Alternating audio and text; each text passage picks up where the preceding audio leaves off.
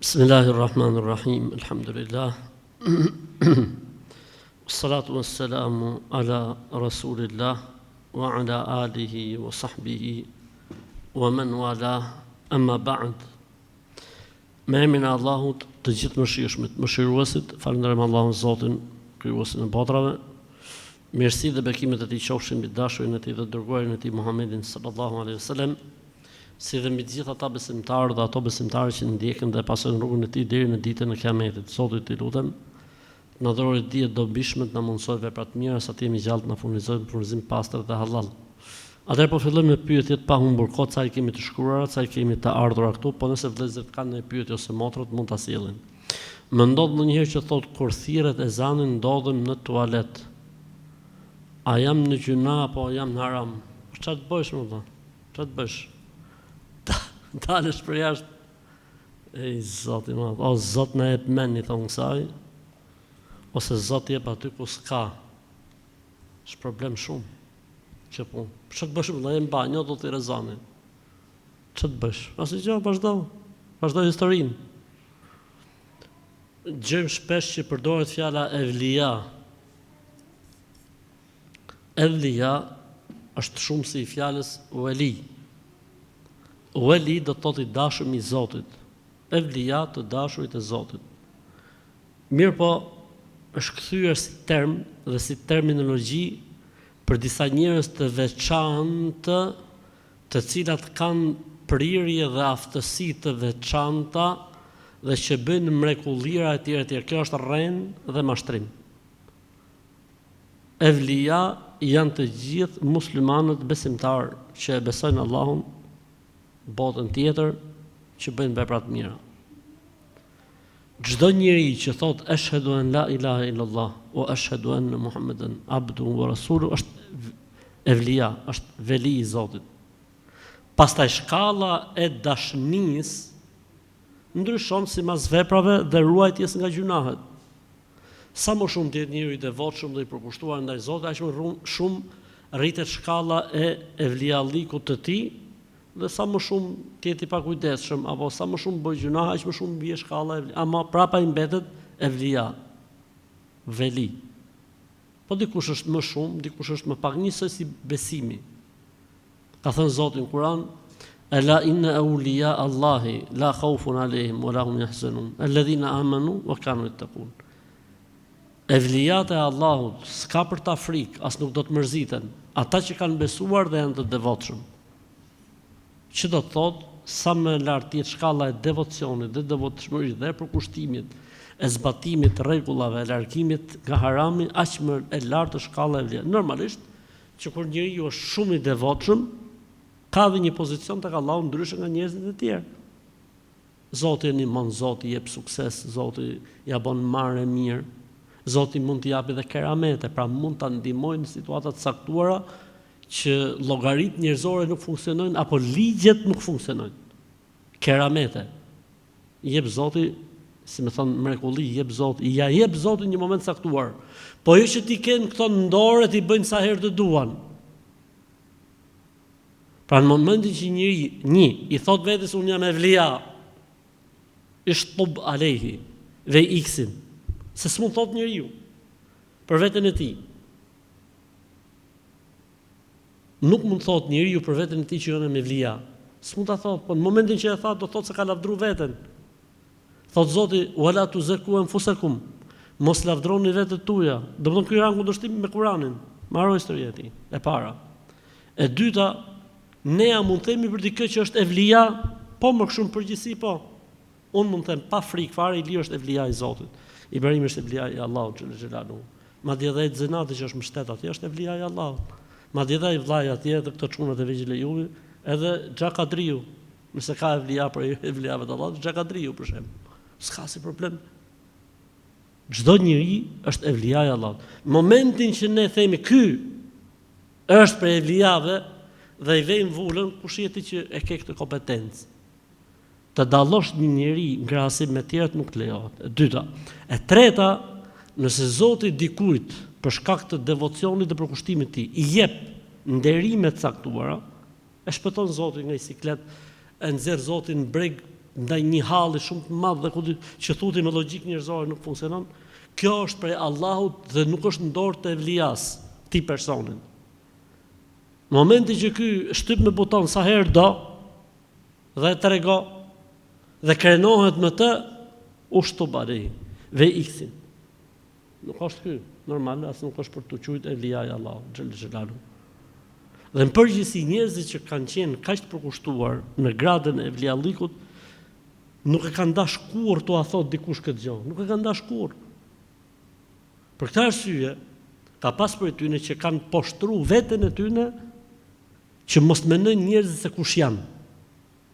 Për shumë tregohet për hoxhallar dhe dietar të mëdhenj, e kanë edukuar veten e tyre duke pastruar xhamiat e Damaskut 40 ditë. Pastrues xhamiat, ata ka bë veten e vet pastrues banjeve, xhamiave. Pse? Se ka paqë njerëzit po i japin rëndësi. Ka thonë prej tjerë të japun mësimin vetes time. Nuk ka gjë më të poshtë se sa nefsi i njëri, nuk ka gjë më të poshtë. Armiku më i madh vallahi bilaj, për Zotin e madh. Mas shejtanit mallkuar nuk ka armik më të madh për njeriu se sa nefsi i tij. Për këtë arsye kur ka ndruar jetë, Ebu Bekri ka lënë një amanet Omerit. E ke parasysh Omeri do të merrte xhilafetin apo jo?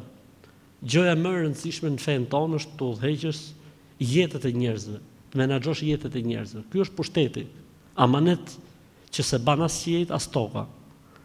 Dhe Ebu Bekri i dha vetëm një amanet Omerit. Çfarë i tha? Ruhu për të keqes vetes tate. Kaq, dha shpirt Ebu Bekri. Ky ishte amaneti me të cilin Omer ibn Khattabi ka nis punën e tij. Kështu që nuk mund të jetë evlialliku reklam, nuk mund të jetë evlialliku pretendim, nuk mund të jetë evlialliku titull, nuk mund të jetë. Për këtë arsye ka thënë Imam Shafiu rahimahullahu taala, kush i thot vetes se jam i dashur të Zotit, evlia Allah thot, shihni veprat e tij, mos shihni se nëse fluturon në ajër apo ecën mbi ujë. Nuk është kriter se fluturon në ajër apo ecën mbi ujë. Thot shihni veprat e tij, janë në përputhje me fjalën e Zotit dhe fjalën e pejgamberit alayhis salam, është evlia e Allahut. Po, është në rregull. Po bëhet ermatja. Në momentin që s'ka lidhje me librin e Zotit dhe me sunetin e pejgamberit alayhis salam, inshallah shko raket në ajër. Sa është i dashur me Zotin. Nëse jep sadaka me niyetin e plotësimit të një dëshire, a pranohet? Inshallah.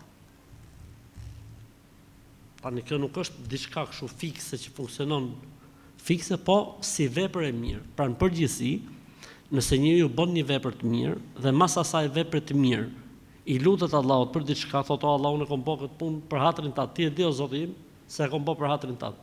O Allah, o Zot, bëje se këtë punë që bëna për hatrin tat, që marr diplomën, që nxjerr letrat e shtëpisë, që më shërohet prindi e kështu me radhë, nuk ka asnjë lloj problemi.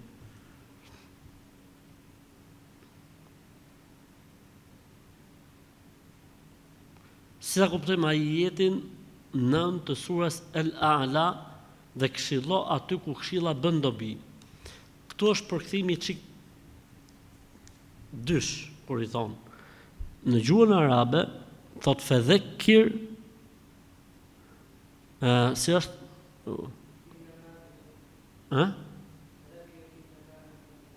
Jo, në surën A'la është shpirt. Në surën Al-A'la. Bismillah. Fa in nafa'at adh-dhikra. Ashtu. Bismillahir-Rahmanir-Rahim. Sabbih isma rabbikal a'la alladhi khalaqa fasawwa walladhi qaddara fahada walladhi akhraja al-mar'a faj'alahu ghusa'an nahwa. Sanuqri'uka fala tansa illa ma sha'a Allah. قد أفلح من تزكى وذكر اسم ربه فصلى بل تؤ أيكو براب نايب تشيك آية نايب أتى القرآن نايب تشيك القرآن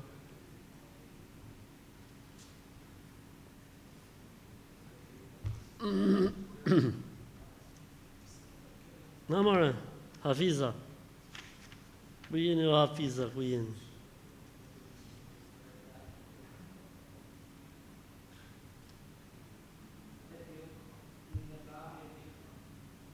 Fedhekir in po mirë e kisha unë thash pas. Okej.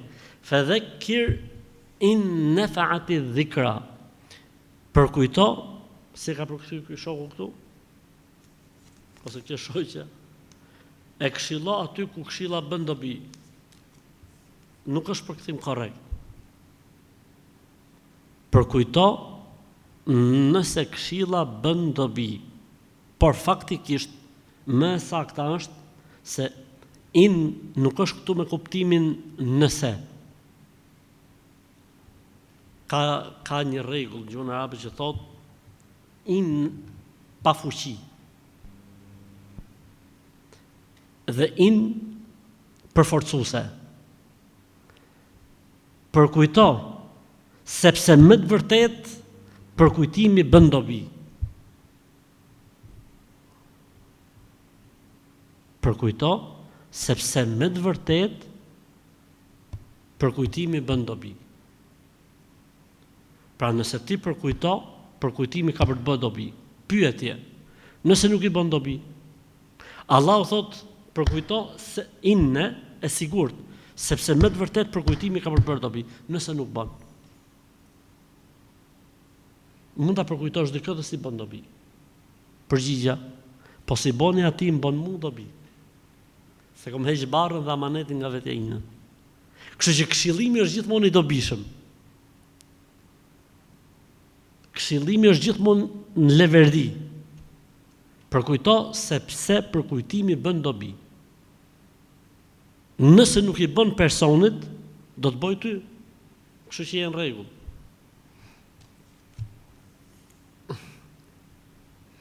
A lejohet që ferma të dali pa çorape jashtë shtëpisë dhe a lejohet që ferma të falet pa çorape? Cili gjykimi se? Tani, nëse janë kushtet edhe mundësitë, nuk bën.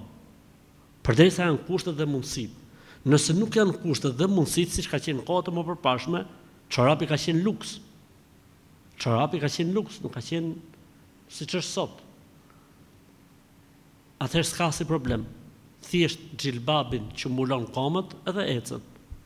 Thjesht xhilbabin që mbulon këmbët edhe ecën. Pra nuk është kusht patjetër të ketë çorape.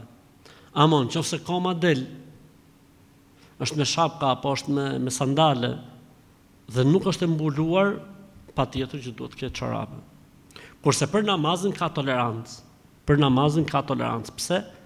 Sepse nuk ka ndonjë transmetim që ti kushtohet rëndësi kësaj pjese. Pra për namazin, çështja e namazit, sidomos femrat që janë me femra, sidomos femrat që janë në shtëpi, ka tolerancë. Është kthyer në mod thot qysh ka herë që mizat shtëpiake vriten me rrafse, ajo plastikja. Mua për vete thot më duket shumë e neveritshme. Po çfarë bëjmë motër ose vlla kush jeti? Inshallah do të gjejmë një metodë tjetër shkencore që ti mysim me AI, që mos të duket ty e neveritshme. Allahu ta lehtësoft. Okej, fillojmë me pyetjet të cilat janë të depozituara këtu. Nëse ka pyetje, na thoni. Pse hadithet e Buhariut dhe Muslimit janë të konsideruara si burimi më i saktë pas Kuranit? E para gjë, nuk janë hadithet e Buhariut dhe Muslimit. S'ka hadithet e Buhariut, nuk ka prodhu hadithet e Buhariut as Muslimit. Buhariu ka përmbledhur hadithet. Muslimi ka përmbledh hadithet. Ebu Davudi ka përmbledh, Tirmidhiu ka përmbledh, Ibn Maxha ka përmbledh, e të gjithë dietarët aty kanë përmbledh. Çfarë do të thotë fjala kanë përmbledh? E kanë marrë nga profesori i tyre, i cili e ka marrë nga profesori i tij, i cili e ka marrë nga profesori i tij, i cili e ka marrë nga sahabiu, i cili ka thënë pejgamberi alayhis salam. Pra është njësoj sikur them unë ty sot tani, më ka thonë filani, se i ka thonë filani, se i ka thonë filani, kanë qenë i ditët ullë me mretin zog, në një drek, në një dasëm, dhe kanë ndodhur kjo ngjarje. Unë dhe i ke mreti zog, në këtë histori kam 4 persona. Kjo është, këtë ka bërë Buhariu. Ja ka marrë profesorit profesori nga profesori i tij, i cili e ka marrë nga profesori i tij, i cili e ka marrë nga sahabiu. Pse konsiderohen më të saktat? Sepse Buhariu dhe Muslimi tek brezat e transmetimit, tek transmetuesit, kanë vënë kritere shumë të ashpra, shumë të forta. Pra nëse një hadith mund të transmetonte njëkohësisht dhe Ahmedi, dhe Ibrahimi, dhe Iliri, dhe Omeri, dhe filani, këto kanë vënë një kriter. Cili është kriteri, për shembull, që ky njeri mos ketë rënë asnjëherë në jetën e vet. Mirë, po nga 20 veta që janë, vetëm njëri prej tyre mund mos ketë rënë asnjëherë në jetën e vet. Jo për punë feje, ora rën kot. Sa e ke blek, po shes të mallin pazar, po faktikisht unë e kam ble me 50, faktikisht ai e kishte ble me 15. Kjo lloj rrene tek Buhariu nuk ja ka lejuar vetes që të marrë transmetim nga një person i tillë. Pavarësisht se ne sot çfarë themi, po ç'lidhje më ka? Po nuk ka lidhje, apo jo? S'ka lidhje, se ky ka rrejti herë, ndërkohë që po transmeton hadithin. Ja. Buhariu nuk ka pranuar kështu gjë. Një, e dyta, ka vënë kusht Buhariu që personat që transmetojnë nga njëri tjetri të jenë takuar një herë në jetë minimalja me transmetim që janë takuar. Kurse të tjerë nuk e kanë këtë kusht, mjafton të kenë jetuar në një kohë. Të tjerë nuk e kanë këtë kusht. Buhariu ka vënë këtë kusht. Pra përveç se duhet të jetë i besueshëm, i drejtë, duhet të jetë kompetent në transmetim, nuk duhet të ketë probleme me memorien, duhet të jetë fetar, nuk duhet të ketë bojë gjunofe të dukshme, nuk duhet të ketë probleme me burrnin, me dinjitetin. Ka vënë dhe i kusht tjetër Imam Buhariu, cili është, thot, personat që transmetojnë nga njëri tjetri, unë dua transmetim special se janë takuar gjatë jetës. Pra nuk mjafton që kanë jetuar të dy në Tiranë, jo. Duhet të jenë takuar me njëri tjetrin. Nuk mjafton që kanë jetuar në një kohë, njëri në Bagdad e tjetri në Sham, dhe është normale që mund të jenë takuar valla. Se i muaj ishte diferenca nga Shami në Bagdad. Jo. Janë takuar në filan vend. Okej, atëherë unë marr transmetim. Po kështu dhe Muslimi, jo në ashpërsim e Buhariut në mbledhjen e hadithit, pak më but, por ndërkohë që të tjerët kanë qenë shumë më tolerant. Dhe ka të tjerë që nuk kanë pas kritere fare, çdo gjë që është thënë hadith e kanë shkruajt. Kanë thonë sepse dihet, kur unë t'jap ty zinxhirin e transmetimit, ti e kupton, është i saktë apo është i dobët. Për këtë arsye, Abu Daudi, Tirmidhiu, Nesaiu, Ibn Majah kanë edhe hadithe të dobta. Po pse i kanë pru hadithe të dobta?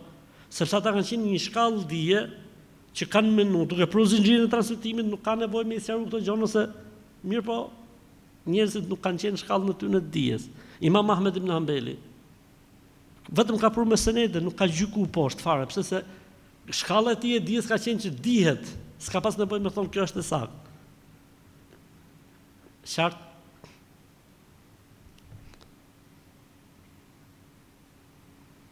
Ajeti që dërgova, thotë herën e kaluar, flet për ne muslimanë që besojmë se ka xhenem përkohshëm, jo. Xhenemi është i përjetshëm sipas Kuranit famëlar. Xheneti është i përjetshëm sipas Kuranit famëlar.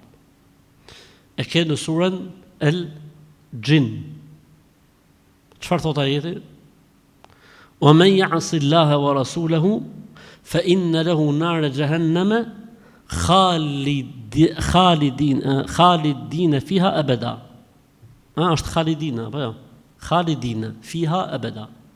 Kush e kundërshton Allahun dhe dërguarin e tij, do të ndëshkohet me zjarrin e xhenemit, khalidin, aty do të jetë për herë ebeda përjetësisht. Haro historia. Mund të ketë në menim, ne nuk do të rrim peng i mendimeve dhe interpretimeve. Kurani është i qartë në këtë pjesë dhe hadithet e pejgamberit sa janë të qarta kur thot për shembull Khaliden fiha mukhallada. Aty do të jetë përgjithmonë përjetësisht, marrë historia.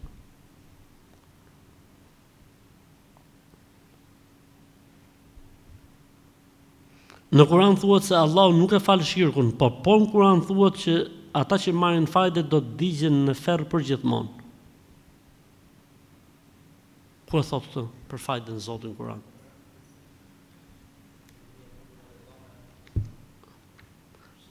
Thot Allahu në Kur'an për fajtën përgjithmonë. Thot për vrasjen përgjithmonë. Ja Rab.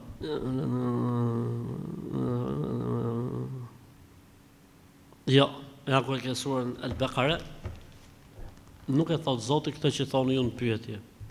Por ka i rregull që thot çdo lloj mëkati dhe gjunahu për cilën thuhet përjetësisht në xhenem, po që nuk është shirk apo kufër, tregon sa i rënd edhe sa i keq është ai mëkat. Po jo, se është në të vërtet përjetësisht. Siç themi ne për shembull, filan person është dënuar me burgim përjetshëm. Kur ja shef letrat 22 vjet burg. Po thuhet i përjetshëm. Krahasim me njëri i cili dënohet për shembull 6 muaj apo i vit. Ky është i përjetshëm, pra me kuptimin shumë. Çdo mëkat dhe gjuna për të cilin thuhet se dënimi është i përjetshëm, po faktikisht kur analizojmë nuk është shirk apo kufër, nën kupton se kjo është gjë shumë e rëndë dhe në krahasim me mëkatet e tjera është shumë më shumë e dënueshme, po jo që ka kuptimin e përjetësisë. Prandaj kujdes kur lexoni Kur'anin dhe kur sillni ajete. Duhet të jesh shumë korrekt kur sjell ajete. Thotë se Zoti thot në Kur'an që merr kamatën e shpresës. Ku e ke ti këtë që thot Zoti në Kur'an? I bie që ke shpik ajet. Kujdes kur lexoni Kur'an, kujdes kur sillni ajete, se është e rëndë. Në një hadith kutsi thuhet çdo vepër e njeriu është për veten e tij përveç agjërimit.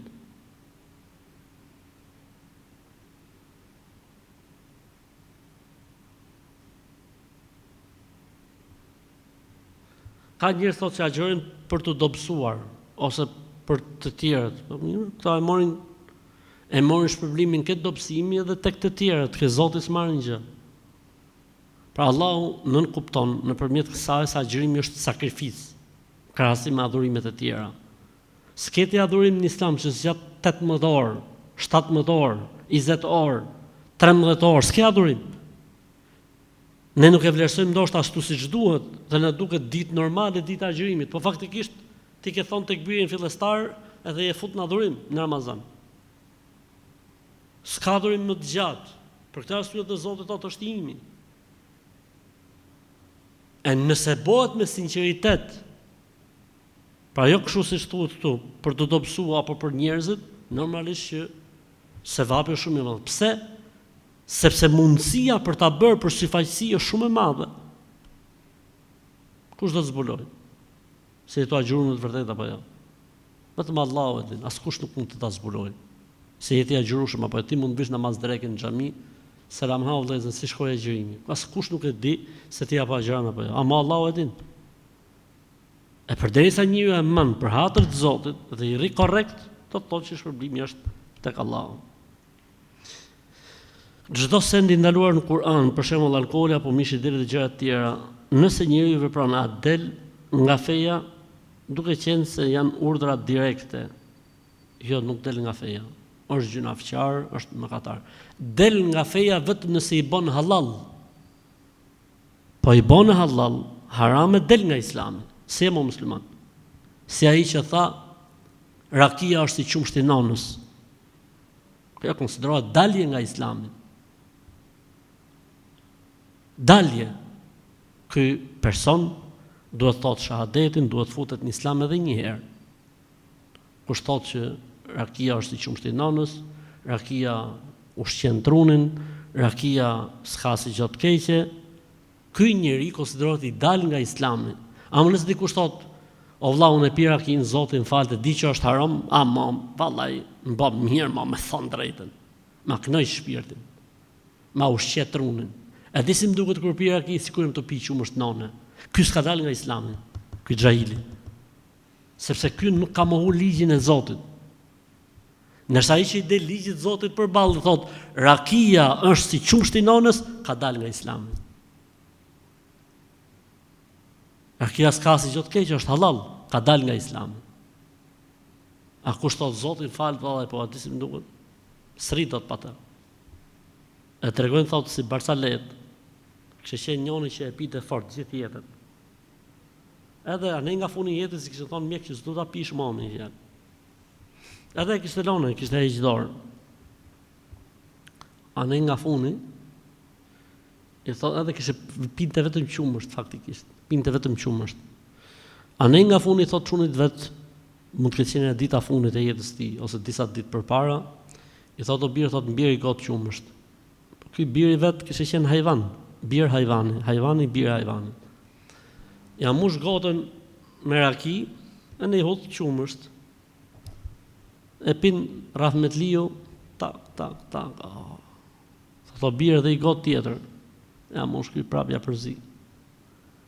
Edhe i got tjetër 4, ke gota 4 ti thotë o birë, du me të loni amanet. Ky tani më kujtoj se do të tregoj në i lek, në i flori, në i gjë. Tha këtë lop që keni, tha mos e shitni, thotë sa ti derisa të ngordhi vetë. Këtë lop që më ke thonë qumshtin, thotë mos e shitni derisa të ketë jetë. Domethënë derisa të rrojë vetë lopa. Se e prodhoka me esencë. Kështu dhe puna këtij. Thotë të spid digital që janë a bën me vendos të gishtit tregues me bot dhikër, e kemi thonë gjithmonë bën, nuk ka asnjë problemi, ama duhet me fol. Jo si disa që tonet, ç'do të bot dhikër, gishti këtu tik. Ç'u dhikër, duhet me fol, do të thonë subhanallahu.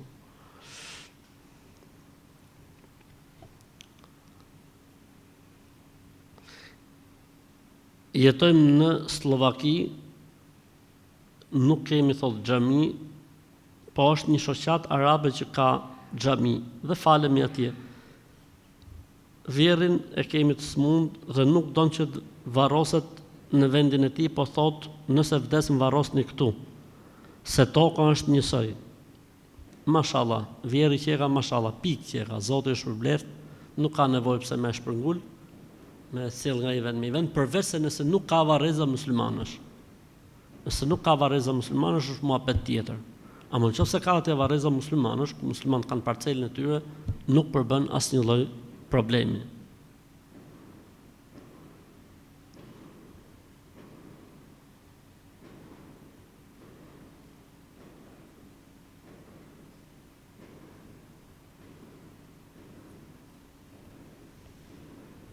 Një problem thot familjar, thot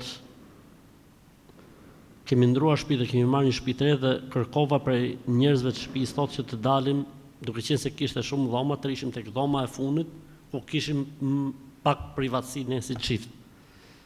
Ndërkohë që njerëzit e shtëpisë thot u hodhën pse do më na ndan nga çuni e kështu gjërash.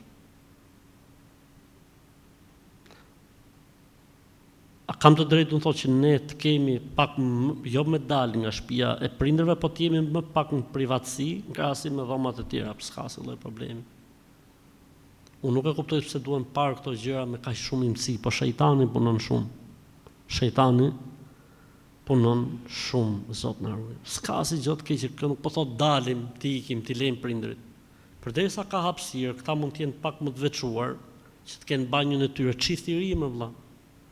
Duhet të kenë banjën e tyre, duhet të kenë më shumë privatësinë e tyre. Ato do të lahen për natë, të rinë t'ju bezdisin juve ke banja e juaj atje.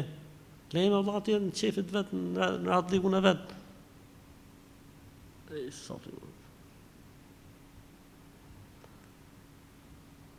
Çfarë thotë Islami për një bashkëshort i cili të thyet në moral duke treguar një mëkat të kaluar që unë e pata thënë atij me pastërti?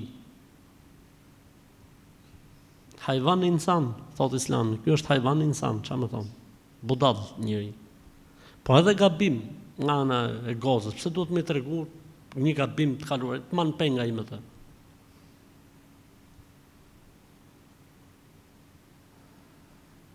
U bë disa herë që ma përmend edhe para njerëzve të tij, thot.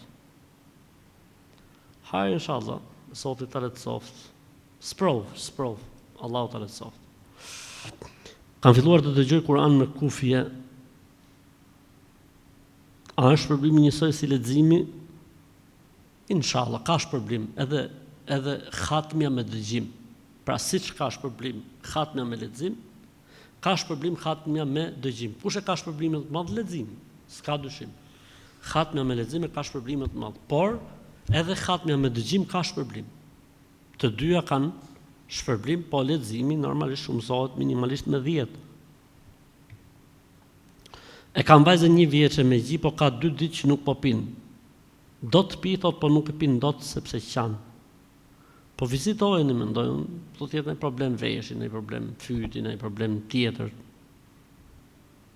Allahu të mësimi, nuk është kusht patjetër të ketë një problem për hoxhlik. Pra mund të ketë edhe probleme kalamajsh që janë. E rëndësishme, nëse nuk gjeni zgjidhje pse ja boni një knim, bojeni një knim, nuk ka problem fetarisht. Por ideja është njëherë duhet me e pa, me e kontrollu, se mund të jetë në diçka, le të themi, klinikale, mjekësore. E kam motën që sa herë që dëgjon rukje, ndjen këputi dhe i dridhet trupi. Çfarë na këshillon? Mos të dëgjoj më rukje. Stop. Mos të dëgjoj më rukje. Sepse ky është problem. Ai hoxha lodhet 4 orë në pale lu robi. Pale reagon, kurse kjo me kufje, rukje, sepse ka ushqy veten, magjia, kjo është kundër magjisë edhe jep shenjat. Kështu që në këto raste këshillohet që mos të dëgjoj rukje. Po të shkoj tek një hoxh, po, të bëj rukje, s'ka problem. Amo me dëgju, shumica e njerëzve, çka kam pa unë në pyetjet e mia, që dëgjojnë rukjet me kufje, të gjithë fillojnë reagojnë. Pse se e ka ushqy veten e direkt, ta shofi herë veten, kam ndonjë shenjë, ka ca njerëz që dëgjojnë rukje vetëm për ta pa veten, kanë ndonjë shenjë apo jo. Fillojnë shenjat direkt.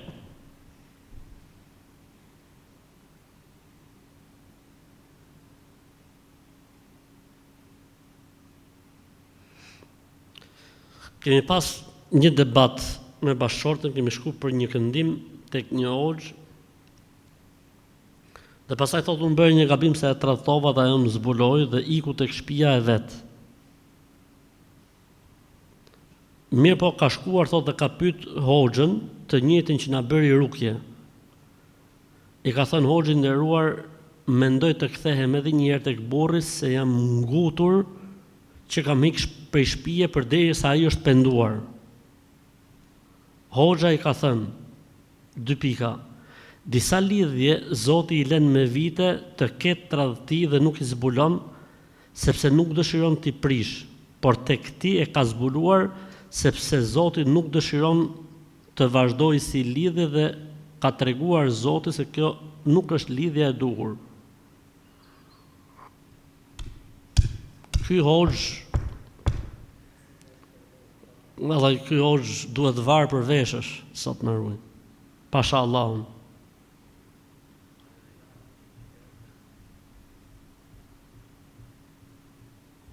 Ku e ka gjetë hoxha këtë në islam, Allah? Shisha ka thonë hoxha. Disa lidhje Zoti i lën me vite të kenë tradhti dhe nuk i zbulon, sepse nuk dëshiron t'i prish. Ndërsa tek ti e ka zbuluar sepse nuk dëshiron që të vazhdoj. Kush është ky që flet në emër të Zotit, më vëlla? Kush është ky që flet në emër të Zotit, më vëlla? Po merre këtë hoxhën, më vëlla, merre këtë hoxhën ke shtylla qytetit, lidhe militar, le 24 orë lidh aty. Se të ka hyrë hak. Edhe është bërë shkak që mos kthehet më gruaja jote.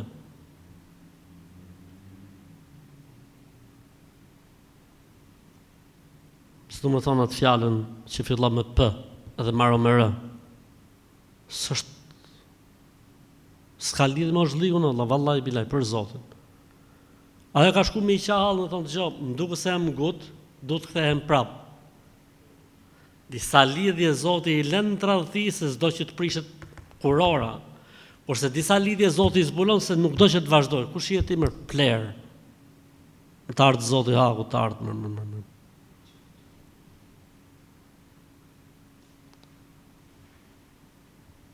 Kështu që bashkëpunon me policinë ati vendi edhe lidheni në mes qytetit. Të morim mësim ai dhe të morim mësim gjithë tjerë që flasin në emër të Zotit pa dije. Në rast se një pjesëtar të familjes e kemi shkruar në shumë sheheler, çfarë do të ndodhë me të? Ja keni përzit xhint, ja keni bë lëmsh të shkretit. E kanë kthy xhint trupin e vllajt tuaj në arenë MMA. Fillo boksi aty, xhint e sheh meshës me xhint e sheh ku dëgjon se ka ai Kadriut me xhint e sheh ati ku dëgjon s'ua di emrat. Po një është ai ja përmend ati. E kuptoni çka keni bëu apo jo? Ja keni futi herë xhint tek ti. Pastaj keni fut xhint tek ti, pastaj keni fut xhint tek ti, pastaj keni fut xhint tek ti, pastaj domethënë e keni bë trupin e vllajt tuaj arenë boksi. Për not ka boks vllaj aty mrena. Kështu që pendoni tek Allahu për atë që keni bërë, një. E dyta çojeni tek një hoxh. E treta futuni në xhami, futuni në Islam. Mos shkoni nëpër shirqe. Mos shkoni ti ku bëhet shirq Zotit, o njerëz. Subhanallah.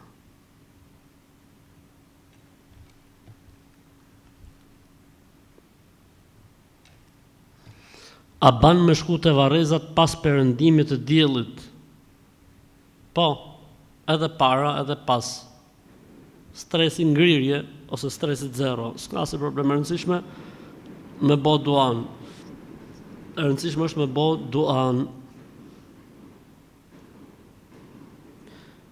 Fal 5 vakte namazet dhe jam shtatzën, falem në tavolinë, ndonjëherë se s'kam fuqi.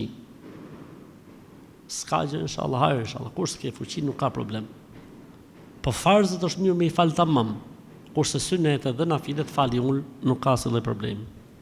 Po nëse s'ke fuqi me të vërtet zbjer dot në sejdë nuk ka problem. Falu ull, nuk ka problem.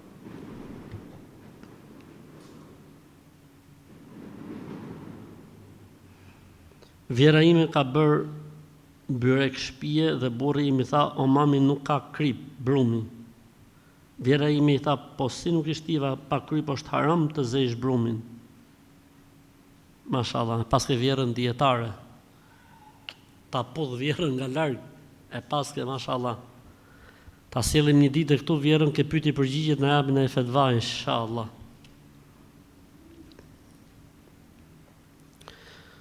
Hoxh, përshëndetje. Përshëndetje juaj. Uroj të jeni mirë, e vallah, edhe unë uroj që ju të jeni shumë mirë. Me mallkoi thot një gabele që lypte afër furrit bukës, zakonisht jap thot kur i shoh se invalid ose fëmijë. Asaj si dash, ishte vetëm edhe në mosh, dhe më tha të hëngër të veremi.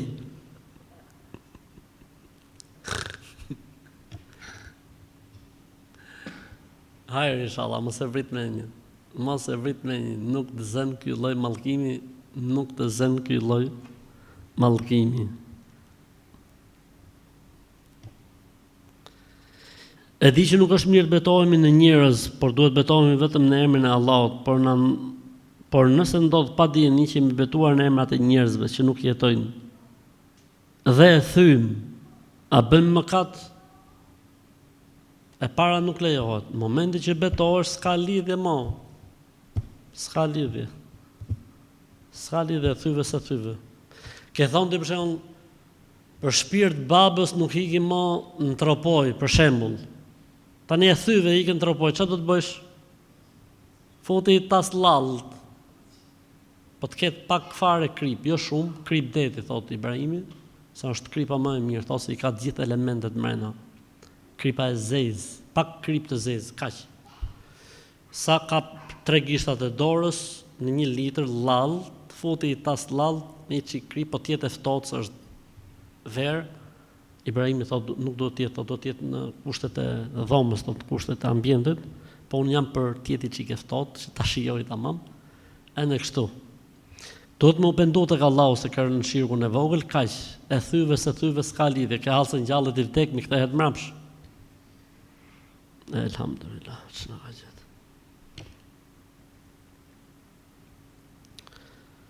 Në ka ikë namazi i drekës në udhëtim dhe hyni dhe ikin dia, kur vim tek shtëpia si duhet ta falim dhe a konsiderojmë mëkatar që në ka ikë dreka? Jo. Jo. Po e fal 4-4. E fal 4 dhe nuk je gjunafçar sepse ke qenë në udhëtim.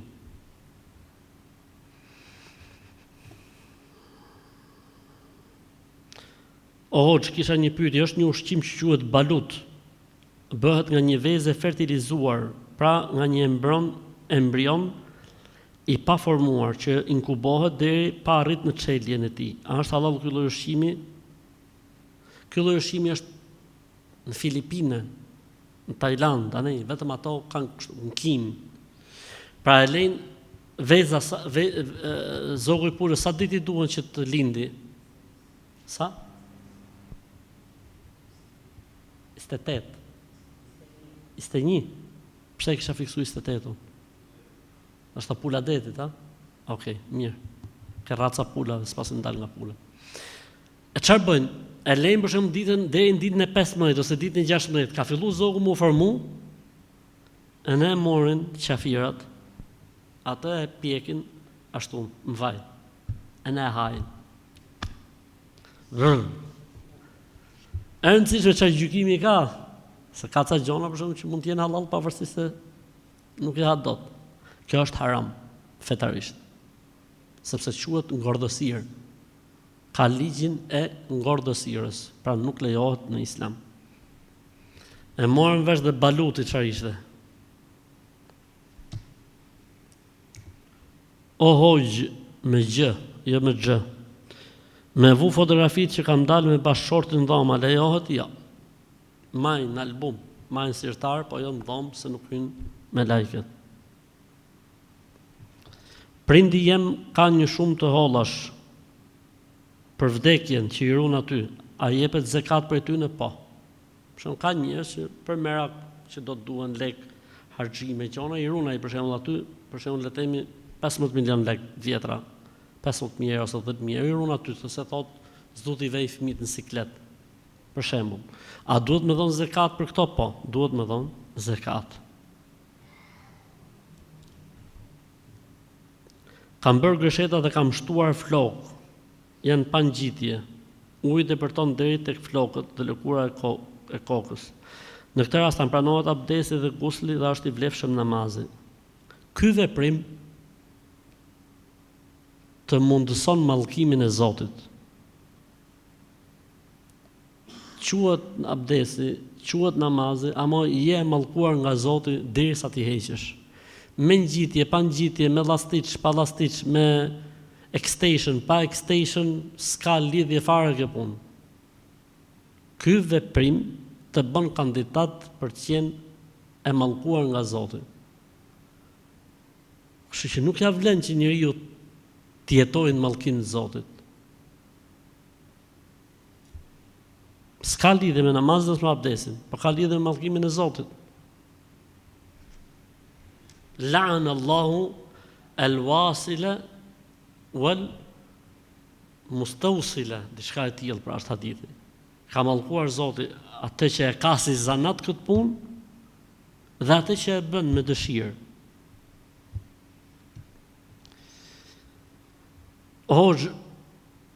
Kam parë një metodë të re që praktikohet në mas nga femrat dhe do doja gjykimin fetar. Hajde ta shohim çfarë është në mas tani. Pjesa e rregullimit të veprave, pjesa e rregullimit të vetullave, jo shkulja e tyre, po dekolorimi i tyre.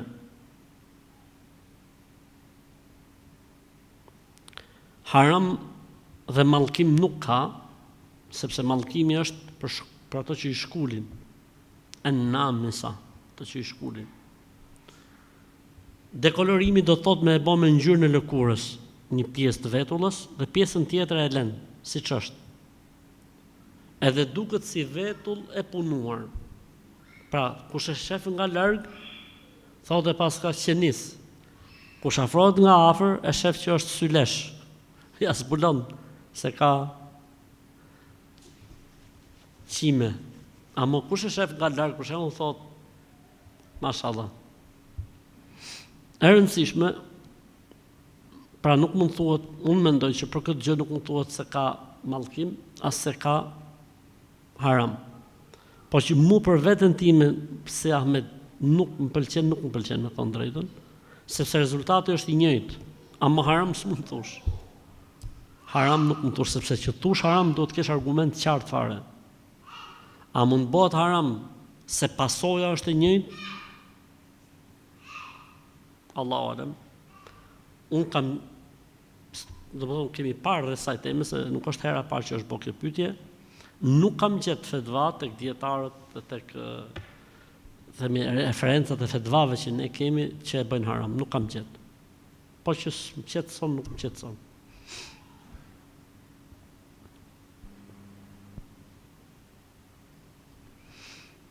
Përse Allahu na krijoi ndërkohë që ne e dimë që Allahu e don robin e tij më shumë se sa prindi.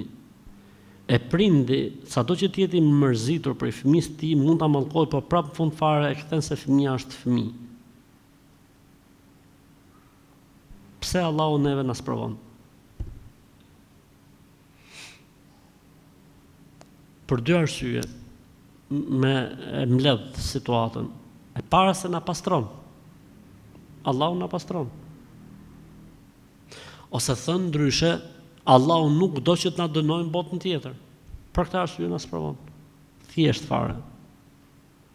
Allahu na sprovon se na don një. Jemi dashmit e tij. Dhe e dyta, se nuk do që të na dënojë atje në botën tjetër, të na sprovon në këtë botë. Dhe njeriu sa më shumë sprovohet, aq më shumë afrohet, aq më shumë piqet, aq më shumë ftjellohet, aq më shumë afrohet me Zotin. Flasim për njeriu normal. Pse se e din njeriu se Zoti don, a theti këtu që Allahu don robin më shumë se prindi, po pra. Vjen një moment që prindi heq dorë për fëmijën, thotë, "Ec bëj çfarë dush, tani s'ka më punë me ty." Apo jo? Kurse Allahu nuk heq asnjëherë dorë prej teje. Allahu vetëm se t'jep mundësi, Allahu vetëm se t'jep alternativa dhe asnjëherë nuk heq dorë prej teje. Prindi mundi një moment që thotë, "Disi është puna, shif jetën tate, hec." Allahu nuk thotë ashtu. Allahu gjithmonë t'jep alternativë, t'jep mundësi, Allahu t'jep mundësi, t'jep alternativë, që si e si ne mos të dënohemi në botën tjetër. Se ka njerëz që i masin gjonat me jetën e kësaj bote. Po pse më vujt o vlla tani, pse o vlla mos i mat gjonat me këtë botë o vlla. Mati gjonat me përjetësi, mati gjonat me përhershmëri. Bota tjetër s'ka fund, është infinit, pa fund. Shi më mirë robi me vujt e me i la e me i pastru ca gjona këtu, se sa me i la e me i pastru atje. Ose mos me dal hiç. Në zjarri i xhenemit.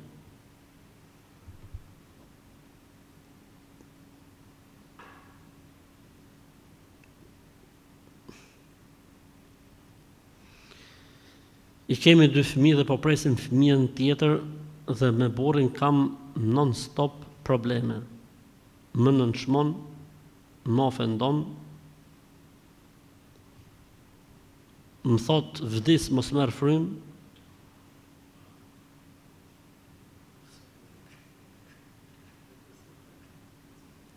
Edhe një ditë kam qenë shumë e mërzitur, thot sa që thash, o Zot, pse kam këtë fat në krah?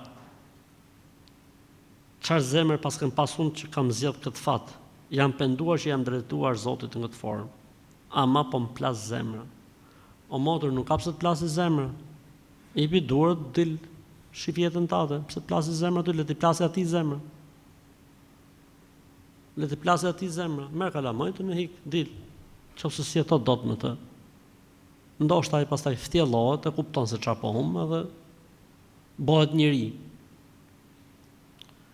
Normalisht këtë që e ke thonë gabim se s'ka lidhje, apo është një sprov. Po unë vetëm një gjë më bën përshtypje me këto rastet. Domethënë njeriu e njeh personin muajin e parë, muajin e dytë, muajin e tretë, vitin e parë, vitin e dytë. Pse duhet shkoj puna ke 3 fëmijë, ke 4 fëmijë, dhe thot, qysh sa jam martu më bën kështu, po mi çka ke prit? Ke prit Hoxha Ahmedi që thot ndahu. Ose çfarë thot Hoxha Ahmedi? Kena pas raste thot ka 15 vjet. Ka 20 vjet që ma bën kështu. Çfarë po bëra? Ke duruar 20. Duroj edhe 15-16 sa ka ngelen, në mbaroj historia, ka që më është jeta, si ku kina për tjetu në këtë botë 3000 vjetë, që thu si t'ja bëj edhe për 2980 vjetët e tjera. A është i mirë emri Aksa, po? Xhami Aksa, shprej emrave më të bukur që mund t'i vendoset kocave.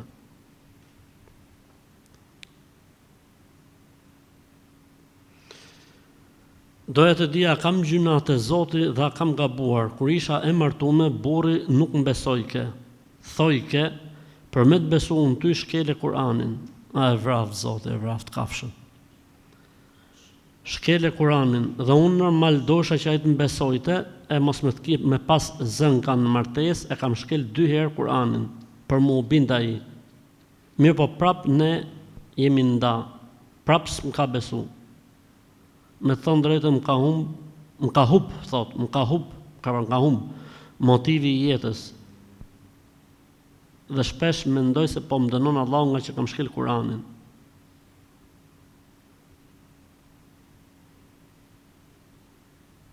Po elhamdulillah gjë fëmijëve nuk i kanë ndodhur. A thua kë vetëm me njerëz nuk kemi të bëjmë, pasha Allahun. Në momentin që burri ose gruaja, ose vjerri, ose vjera, thotë që të besojmë duhet shkesh Kur'anin, ik për asaj shtëpie. Po të thotë vjera, ose vjerri, ose burri në këtë rast, po të thotë dil nga feja. Dhe ti thush që mos të kem zënka, që të mbesoj, po dal nga Islami, po i vej komën Kur'anit dhe po dal nga feja. Prap s'ka besu kafsha. Prap i ndarë. Qatë të mu? Do të më pendu se ke bërë gjunajnë më të modë që mund të ekzistojë, subhanallah. Gjunajnë më i modë që mund të ekzistojë me shkel Kur'anin me kohë, vallahi bilaj, për Zotin e madh. Nga e kanë morë këtë gjomër, vlla, ore, pasha Allahun, këta që kërkojnë shkeljen e Kur'anit për t'i besu dikujt, pasha Allahun nuk janë njerëz. Pasha Allahun, për Zotin e madh, këta nuk janë njerëz që kërkojnë për dikujt që me i besu me shkel Kur'anin, këta nuk janë njerëz. Dhe t'jetosh me jo njerëz nuk është normale. Kështu që 1 orë më parë largohu prej asaj shtëpie. E rëndësishme çka ka ndodhur pendohet tek Allahu për këtë krim të madh dhe mëkat të madh që ke bërë, që ke dalë nga Islami. Bjerë prap në shahadet, bëj gusël edhe futu në Islam. Qa ka ndodhë, qa ka ik pendohu, edhe Zoti mos të theft të këta njerëz.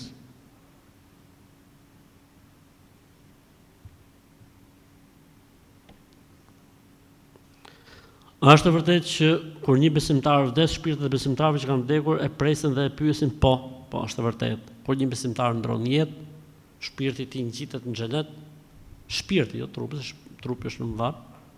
Dhe ata besimtarët i mlidhen gjithë dhe e pyesin, çka kanë bën njerëzit, çfarë është kanë ndodhur me protestat në Shqipëri. Se i shkreti ka vdek ditë e parë të protestave për shembull. I kanë ngel pishmon. Çka kanë ndodhur për shembull? Dikush tjetër thotë është sala gjallë hala, për shembull. Sa i shkreti ka vdek para 20 vjeç, mendon që edhe sala ka ik për shembull. Dikush thotë ra apo nuk ra. Kështu që pyesin për familjet e veta, për familjarët e vet, ata që njihen me njëri tjetrin, mlidhen prapë atje dhe pyesin për njëri tjetrin, pyesin për familjarët e tyre.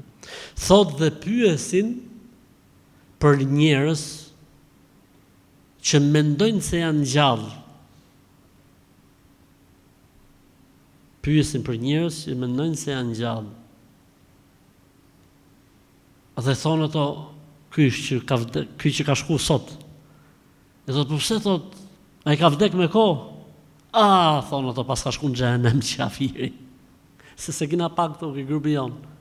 Si na mbledh ke grupi dinë e orë që sa tjetë lartë. Alhamdulillah, Allah na bëfë për xhenetin. Kështu që, elhamdulillah.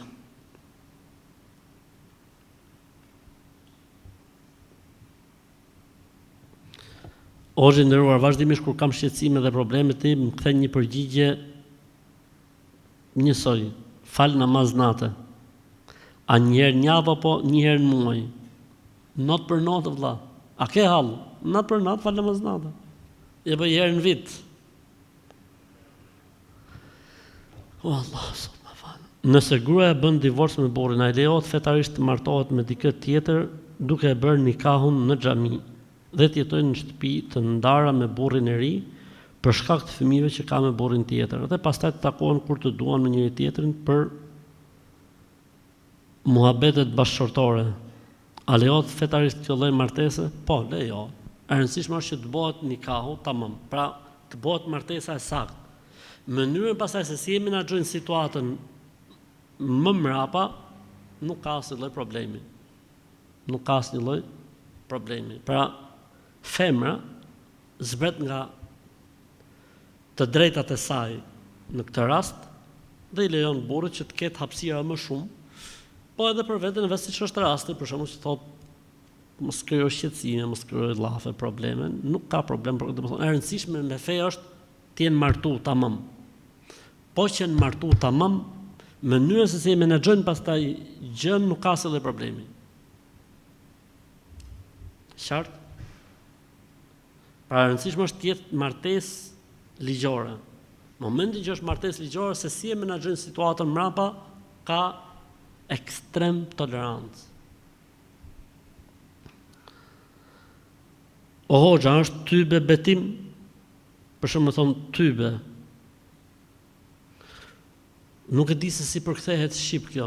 E përdorin zakonisht vëllezërit e Kosovës dhe të Maqedonisë. Kush ja di përkthimin? Ja. Për shembull të bë muhabet ai thot tybe bre. Tybe sa kom bë. Ha? Ore për çka kuptimin përdoret? Ha? Jo, tybe mund të jetë edhe zot na fal. Tybe thot se kom bë, për shembull. Pra zot na fal se kom bë, mund të jetë ky kuptimi. Po që me kuptimin që tybe, me kuptimin e tobës, pra zot na fal, kur mund të ndodhi, apo pse mund të ndodhi, apo s'ka ndodh, apo se bëj, apo s'mund ta bëj. Betohem, apo mirë. Atëherë thot e peke çati. Pyetëm çatin dhe na tha çati thot tybe betohem. Po, atëherë quhet betim. Sepse varet nga kuptimi që përdor për Zotin. Nëse është me kuptimin për Zotin, atëherë quhet betim. Dhe thyrja konsiderohet thyrje betimi. Po pse unë kam dëgjuar edhe në muhabete, për shembull thot, bëhet në muhabet thot tybe bre sa kam bë, ose tybe. Nëse është e rëndësishme. Po, tamam. Po që me kuptimin e betimit quhet betim. Po, quhet betim. Kur namazit zë si udhëtar drekat dhe i kindia në këtë rast kur arrin në Tiranë, si duhen falur, si udhëtar apo jo si venali, përdesa je nga Tirana si venali. E tham edhe pak më përpara. Ishte pyetje tjetër. A është haram me ardhmë në palestër, e kam afër shtëpie, është e ndarë në kat të parë, është për femra, në kat dytë për meshkuj. Shumë mirë, mashallah. Bravo. Shkon palestër se duhet palestra. Nuk e di është motër apo vllai që ka bërë pyetjen. Nëse është motër, duhet palestra për motrat muslimane, se ç'është ndodh. Edhe disit mbroj veten situata të caktuara në rrethan caktuar, plus është e mirë për shëndetin. Nëse është vlla, është okay, elhamdulillah, shumë mirë.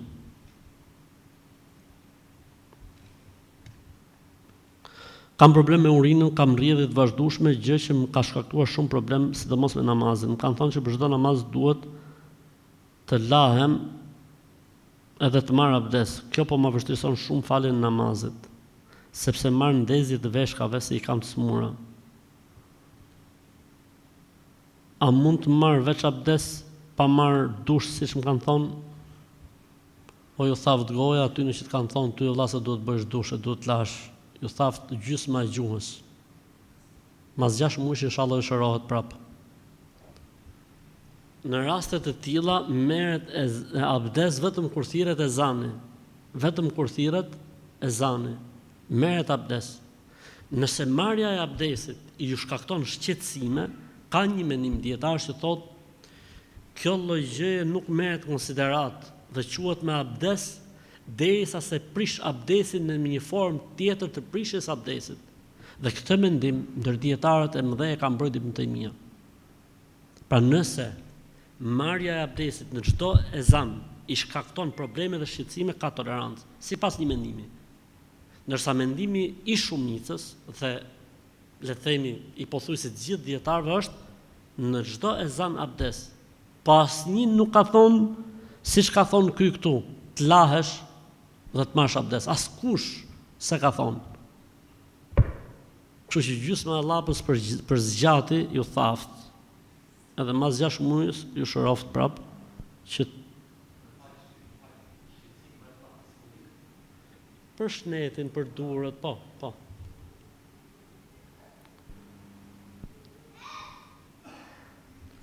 Shivi qik të shive pash zotin. Kabe qik kabe.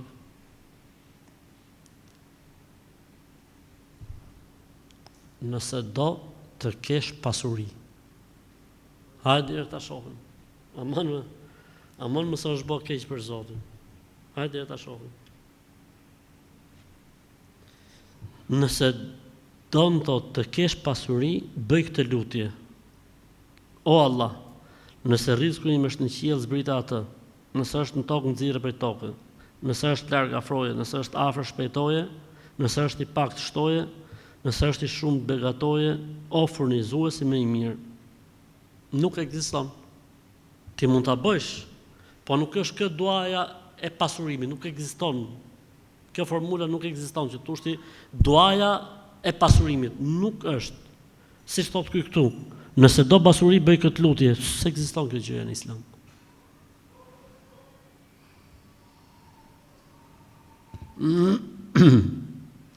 A lejo të thuash për një nuse ose punë, o Allah koft hajër, afro koft sherr largo. Po mundesh, po më e mirë është me fal istihare. Më e mirë është me fal istihare. Pejgamberi sa më ka thonë, kur nuk je i qartë, fal istihare. Jo, po që kështu më afro, po që ashtu më nuk ka kështu kaq shkurt. Merr abdes, fal 2 rekat namaz, ip selam, bë dua në istiharës e në mbaroj historia.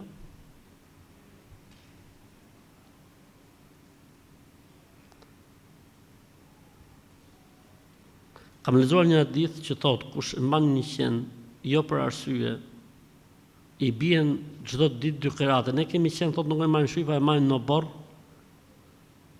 sepse na ruan shtëpinë edhe pulat që mos hynë qenë të komshive ose shqartë ose nuselalat. S'ka problem, në rregull, është në punë qeni. Në këtë rast punë qeni është në administratë. Kështu që nuk e përfshin, është në bordero. Kështu që është në rregull qeni në këtë rast. Në rregull është qeni, kështu që stresit 0. Edhe ju jeni në rregull, nuk e përfshin hadithi. Isha për xhuma dhe e fala mas xhumas ikindin. Po më thojnë që përsëritë ikindin. Edhe i herë tash. S'ke nevojë, jo, nuk ka nevojë. Do thonë lejohet në mendimin, kemi thonë, më të drejtë, sepse ka 2 mendime. Mendimi më i saktë është që lejohet bashkohet ikindia me xhuman, lejohet. Sepse xhumaja për udhëtarin nuk ekziston. Pra udhëtari në momentin që vjen në xhami dhe falet aty i shkruhet drek.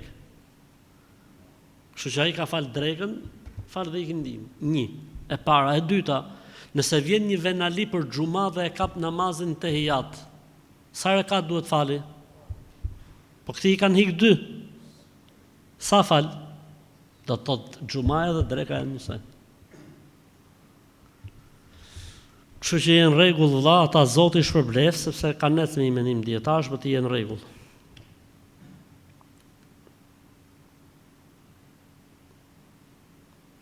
Ka 6-7 vite që kam ndalë se faluri nga situatat të ndryshme të jetës. Allahu më bekoi me një djalë, ka 1 vit e gjysmë kam filluar të falem 5 vakte. Desha me të pyet, jam i mbushur me tatuazhe që i kam mbasbërë në adoleshencë, se di jam pranohet mua tani abdesit dhe namazi.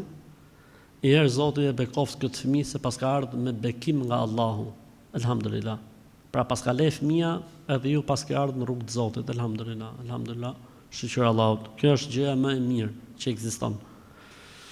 E dyta gjë, për sa i përket tatuazheve, hajër inshallah, s'ke çfarë më po, nuk ka lidhje kjo as me abdesin, as me namazin. Pra abdesi është i saktë dhe namazi është i saktë. Pyeti vllai dite që ka tatuazhe, tha hoxh, a të bëjmë tatuazhe mbi tatuazhet që ti prishim këto? I thash o vlla, pritet edhe ca vite, se inshallah shpiket diçka, bëhet diçka, që inshallah jepet zgjidhja e kësaj pune. Kështu që mos u ngutni, bëj thirrje edhe vëllezër tjerë që mund të jenë të sprovuar me tatuazhe, me tatu, që mos të nguten me i zgarravite me bot si për tatuazh, nuk ka nevojë, por unë mendoj që me shpresë Allahu do arrihet, se tani ka arrit me laser që të ashtu po digjet lëkura, mbetet edhe diçka aty poshtë, prap e rëndësishme, mendoj që do të ketë zgjidhje kjo punë, elhamdulillah, me shpresë Allahu do të ketë një zgjidhje kjo punë, që të gjithë ata që kanë tatuazhe, që edhe kanë dëshirojnë pra ti shuajnë, me shpresë të Allahut do t'i shuajnë. Unë me burrin e kam marrëdhënien shumë të mirë, por çka do që bëhet, ndonjë përleshje, burri me vlla e me motër të vet, asonj e kënd tjetër vjera më akuzon që po bëj magji. Unë. Edhe pse meshe duke lexuar Kur'an, edhe pse më sheh, pas i ka hungur shkronjën. Edhe pse më sheh duke u lutur, duke lexuar Kur'an, ajo prap thot, po na bën magji, po na tallavit shtëpinë. Ç'a të bëj unë në këtë rast, si më reagu? A mundesh më tregu? Tu e para herë Zotit në roft që ke durim. Allahu don xhenetin. Që duron këto lloj kafshësh. Po si mund të akuzohet nusja, për shembull, që bën magji, me çfarë drejte? Pra ti Zoti shpërblej për durimin se je në një familje që nuk janë njerëz, e para që njishi. E dyta çfarë më bë? Unë mendoj që burri jot që mos qoftë, po të ishte hoxha i Kosovës do thotë kështu. Burri jot që mos qoftë, duhet të reagojë. Edhe duhet i thotë nonës, stop, mos më akuzon nusën për magji. Duhet i thotë motrës, stop, mos më akuzon nusën për magji. Po ky që mos qoftë, vetëm burr nuk është. Ky mund të jetë mashkull me tipare, po burr nuk është. Përderisa nuk i del mbrojtje gruas vet, nuk ka gjë më të rëndë se sa me ta akuzuar gruan se është magjistare. Nuk ka gjë më të rëndë, vallahi bilaj. Vallahi me ta akuzu gruan se është magjistare është më e rëndë se sa me ta akuzu se është kurv dhe imorale, pasha Allahun. Pasha Allahun. Me ta akuzu se është magjistare është më e rëndë se sa me ta akuzu se është kurv dhe imorale. Kështu që ky që mos qoftë, duhet të reagojë dhe duhet i thotë nonës vet, e motrës vet, dhe këtyre njerëzve, duhet të thotë stop. Çfarë duhet bësh ti? Ti o motra ime ke të drejtën në këtë rast të kërkosh me dalën vete. Ik nga kjo familje dilnin vete. Ta pastaj të hajnë kokën e njëri tjetrit inshallah.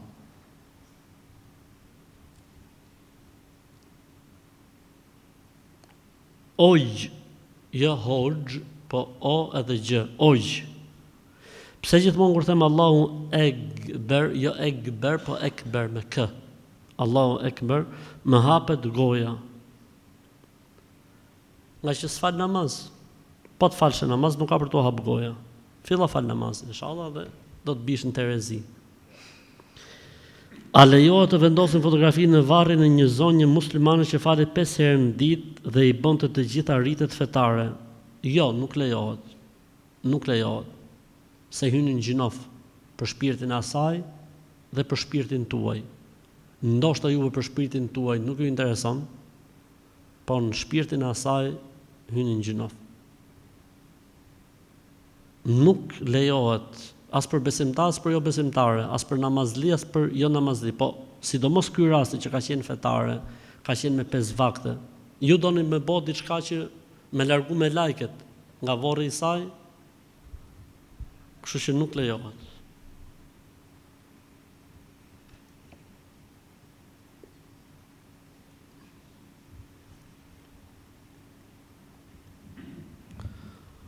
Burri im ka shumë borgje se është ndajt nga ish gruaja. Është nda nga gruaja, jo ish gruaja. Se nga ish gruaja nuk ndahesh më. Se është nda nga gruaja, okay? Kur e takum mu këtë gjë s'ma ka tregu, thot. Po mas se u fijum, se po folët ju, prishen reshtat mu këtu. Këtë gjë thot s'ma ka tregu, thot. Po mas ju fijum ma tregoj, po mërzitëm shumë, thot, por vjerri jem, vjerri tani, hynin loj ai kollozi i urtësis. Vjerri jem mua po më qunë fajtore se gruaja duhet të mbledh paret. Se be burri jem më ka gjujt dhe më fajson tash mua.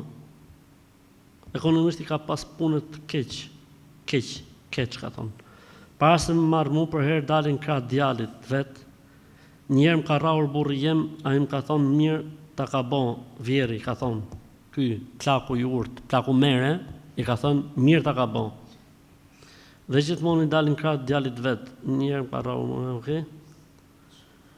Se gruaja ka thonë duhet me ndal gojën, i ka thonë vjeri, plaku mere, i ka thonë gruaja duhet me ndal gojën para burrit. Sepse nusja, plaku mere, vazhdon të flasi, i ka për herë fajet. Jam më zor të madh familja jeme së mbesojnë mu, thot, mendojnë se unë me të vërtet jam fajtore. Ky shtiret, sikur se s'ka faj hiç, thot, asnjëherë s'm del për Zot, kur më folin ata, apo diçka nga familja e tij. Dhe për fëmijë ka 11 vjet që më rëndojnë, ky burri jem s'ndel Zot hiç, jam zor të madh, shumë keq. Ndonjë ditë kam të marrë infarkt. E ikme për asaj shtëpie. Qofse është situata kaq kafshërore, siç e ke përshkruar ti në pyetje, pse duhet me tra infarkti ty, le të bëjë infarkti aty ne? Pastaj 11 vjet pa fëmijë, çfarë po preti? Po pret edhe 11 tjera, kur të bëhesh 49, 50. Pse kuptoj, nuk e kuptoj. Për çfarë duhet pyet hoxha për këtë rast tjerë? Me rrobat, selam aleikum thuj. E në hec, vazhdoj jetën tate. Pse me është tha bota për burra, vetëm këta kanë ngel, vetëm ky është burr. Ti e kupton që s'ke të bësh me njeri. Personi në fjalë nuk është njeri. As familja nuk janë njerëz, hik për asaj shtëpie. Nuk jetohet me hajvan. Me kafsh nuk jetohet, hik. Nëse ti mund të bësh durim, Allahu ta shpërblet. Dora edhe këto 300 vjet që kanë ngel edhe Zoti ta boft marr.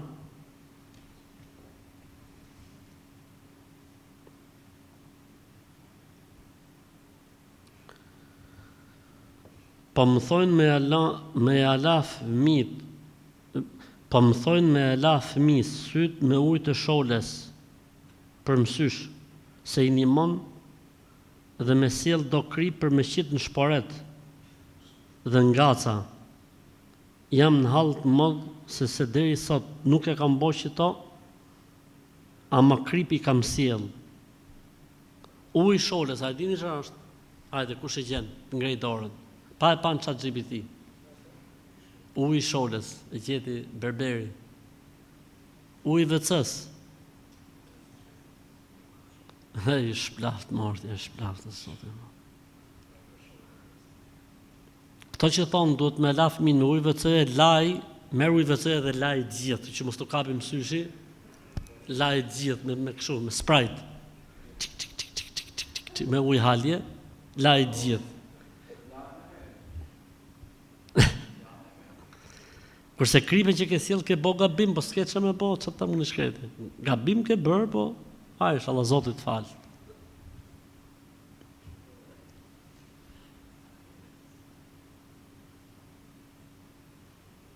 E kemi një të afër, më thotë që është momentin e fundit. Çfarë të themi në këto momente? Thujeni sa më shumë la ilaha illallah. Sa më shumë la ilaha illallah. Nëse dini me lexuar surën Yasin, lexojeni surën Yasin.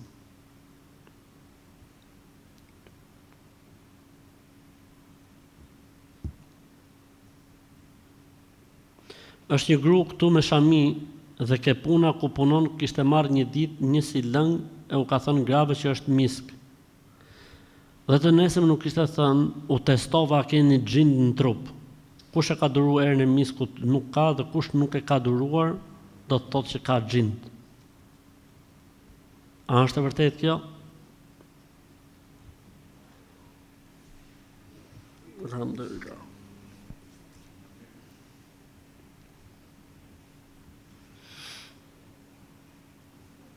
Që nga ka gjetë më, alhamdulillah. Në mytën për Zotin. Por çfarë lidhje ka kjo punë për Zotin e madh? Aman mulla se na bot gazi botës për Zotin. Po pse më motra ime ti merr përgjegjësi dhe bën laboranten e yshtjes, ti laborantja e yshtjes, ti. Shpërndam mis grave të punës dhe u abona për test. Ti paguash për laborante motër? Mos paguna një nga këto rrugëxhit ty për laborante? Kush ka probleme me miskun e adreson te doktori i dhëmbëve, o laborante, laborantja e yshtjes? E çka ke doktori i yshtjes? Shamia në kokë tregon pjekuri, tregon urtësi. Po kjo që ka pa mend fare, më subhanallah, s'pas ka pikë truni, Zoti e fal. Nuk është misku argument, as test. Në përgjithësi xhin të shejtant, aromën e mirë nuk e duan. Po nuk është test. Unë me ngju misk mbjerë të fikt. Është herë e rëndë valla. Me u fut një njeri që ka vu misk në autobusin e Kinostudios, gjysmën e autobusit dhe ketë fikët të vjell. Do të thotë se janë me xhin këta njerëzit. Jo më vëlla, po është një aromë që s'ekziston. Nuk funksionon tek ne. Kaq. Nuk është test, o robi Zotit, na habitët, vallahi bilaj.